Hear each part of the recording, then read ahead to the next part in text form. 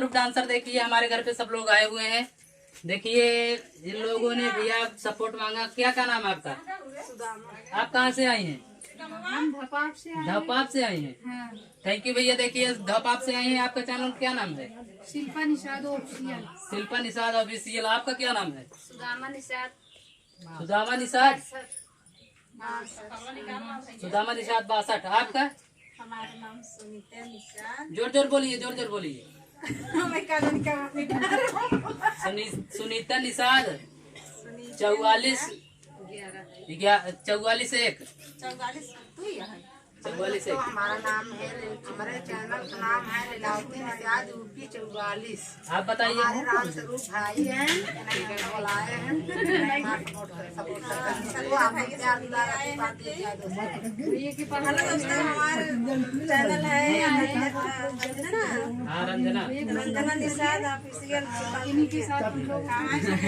चलिए भैया जाके सपोर्ट कीजिए इनके चैनल पर, ज्यादा से ज्यादा लाइक कीजिएगा, सपोर्ट कीजिएगा। चलिए आप चल रहे हैं। इन लोगों ने भैया एक प्यारा सा गीत गाएंगी, बने रहिएगा वीडियो में लास्ट तक। चलिए शुरू करिए। हेलो दोस्तों, आप सबसे नमस्ते करती हूँ। छोटा से प्यारा से सोहर सुनाने चलती हूँ। अगर अच्छा लगे तो लाइक कीजिए, जरूर करना। सपोर्ट कीजिए इनके चैनल को। सब भाई ढाली सासू तो बउहर से राजा करई, बउहर से राजा करई हो।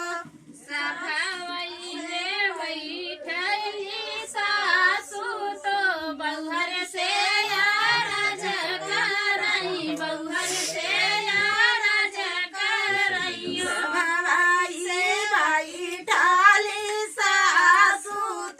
बउहर से राजा करई, बउहर से राजा करई हो। सभा में बैठली सासू तो बउहर से राजा करई, बउहर से राजा करई। बउहर आंगने में बैठी हम गोतनिया हुई पैया